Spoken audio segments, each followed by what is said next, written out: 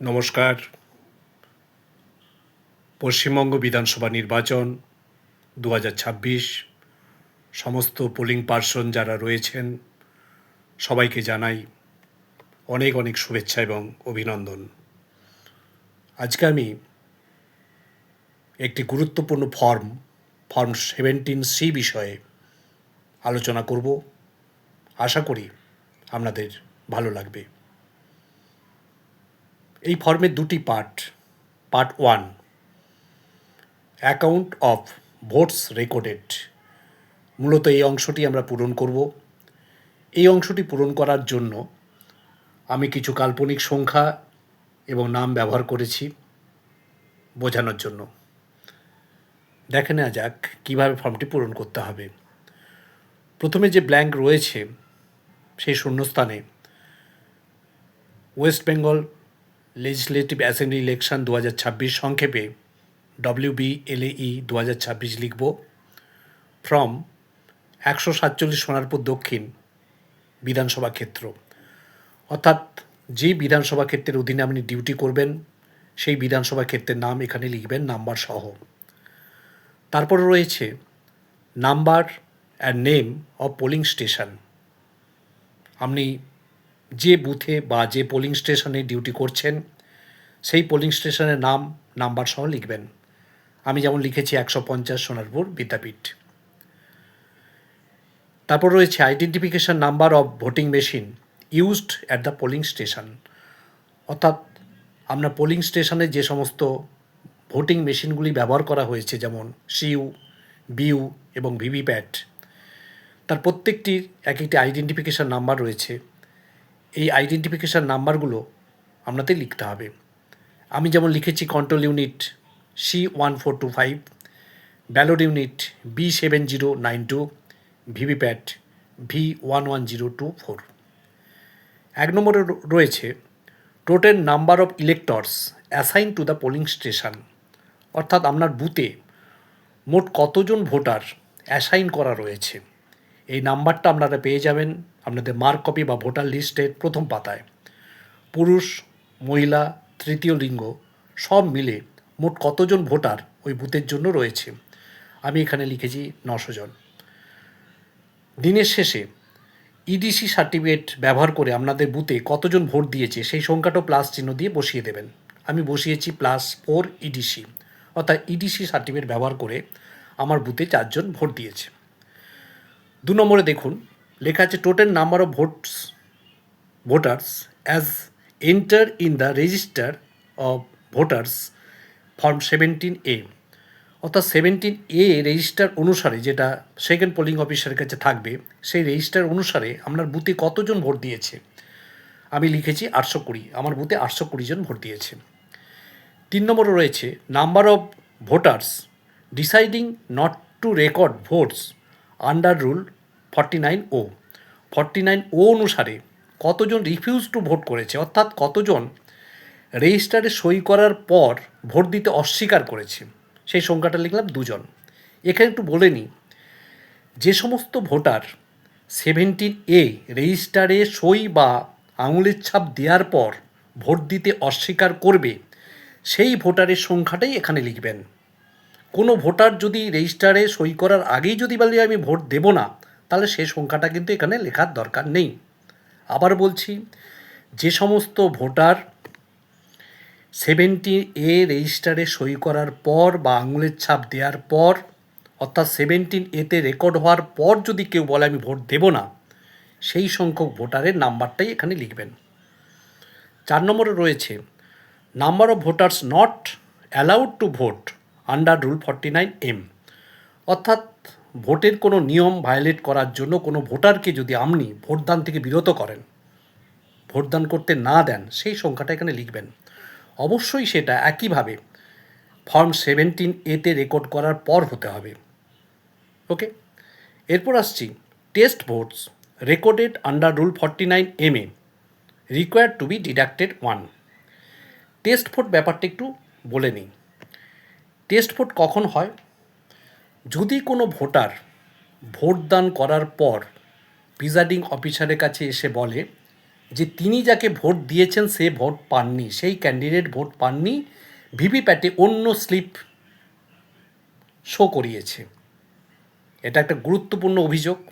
তখন presiding officer তাকে বলার চেষ্টা করবেন যে তিনি যেটা দেখেছেন সেটা ভুল দেখেছেন, এটা হতে পারে না। তিনি যদি ভুল প্রমাণিত হন তাহলে কিন্তু তার 1 মাসের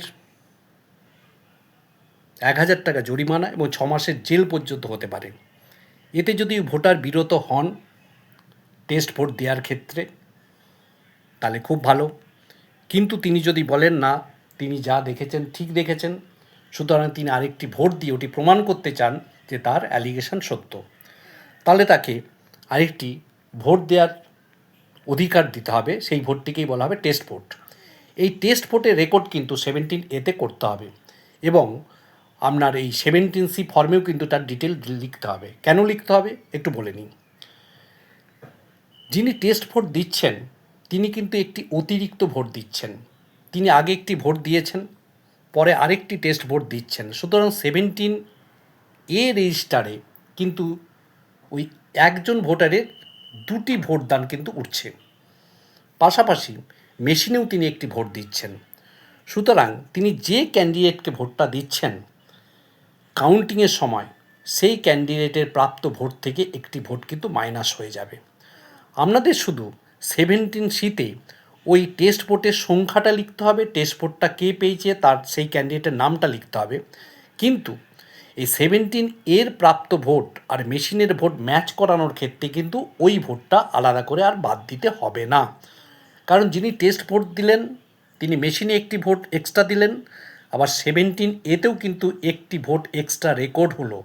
সেই দিক থেকে কিন্তু কোনো গরমিল কিন্তু হলো না।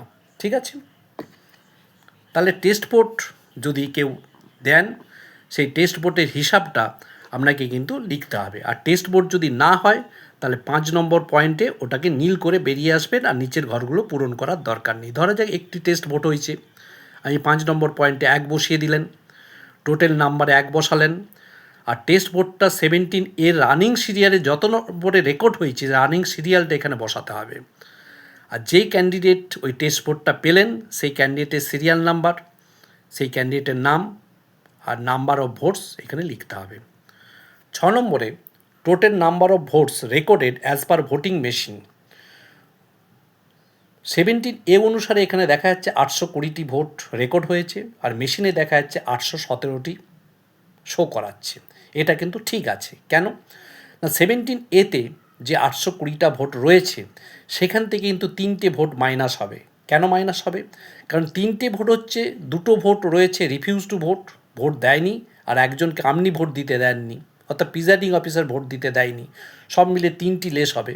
অর্থাৎ 17Aতে যখন 820 শো করাবে তখন ভোটিং মেশিনে শো করাবে 817, তবেই কিন্তু ব্যাপারটা ম্যাচ করবে। ঠিক আছে, ব্যাপারটা বোঝা গেল। এরপর আসছি 8 নম্বর পয়েন্ট। 8 নম্বর পয়েন্টে কী লেখা আছে? Number of voters two hmm tender ballot papers war issued under rule 49P। অর্থাৎ 49P অনুসারে কাকু টেন্ডার ভোট কেউ দিয়েছে কিনা। ধরা যাক 2জন ভোট দিয়েছে, আমি 2 লিখলাম। Number of tender ballot papers, এবার টেন্ডার ব্যালট পেপার্সের রেকর্ডটা এখানে লিখতে হবে। দেখুন, রিসিভ ফর ইউজ সাধারণত 20টা টেন্ডার ব্যালট পাওয়া যায়, এই 20টা লিখেছি, তার সিরিয়াল নাম্বার আমি ধরেছি 101 থেকে 120। ইস্যু টু ইলেক্টরস 2টো ইউজ করেছি, 120 এবং 119। সাধারণত লাস্টের সিরিয়াল থেকে টেন্ডার ব্যালটগুলো ইউজ হয়, আমি 2টো ইউজ করেছি, 119 120 number tender ballot. Not used and return 18টি আমি ফেরত দিয়েছি, 101 থেকে 118। 10 নম্বরে আছে অ্যাকাউন্টস অফ পেপার সিল, এবং পেপার সিলের হিসাবটা এখানে লিখতে হবে শেষের দিকে। দেখুন, paper seal supplied for use total 4, আমি দিয়েছি 4টে আমাকে দেওয়া হয়েছে, তার সিরিয়াল নাম্বার কত? P101 থেকে 104, 4টে। পেপার সিল ইউজড একটা, টোটাল ইউজ হয়েছে একটা, তার সিরিয়াল নাম্বার কত? P101। Unused paper seals return to returning officer, তাহলে 4টে থেকে একটা ব্যবহার করলে 3টে ফেরত দিয়েছি, তার সিরিয়াল নাম্বার কত? P102 থেকে 104। Damaged paper seal if any, total number আমি লিখেছি নীল। Not applicable.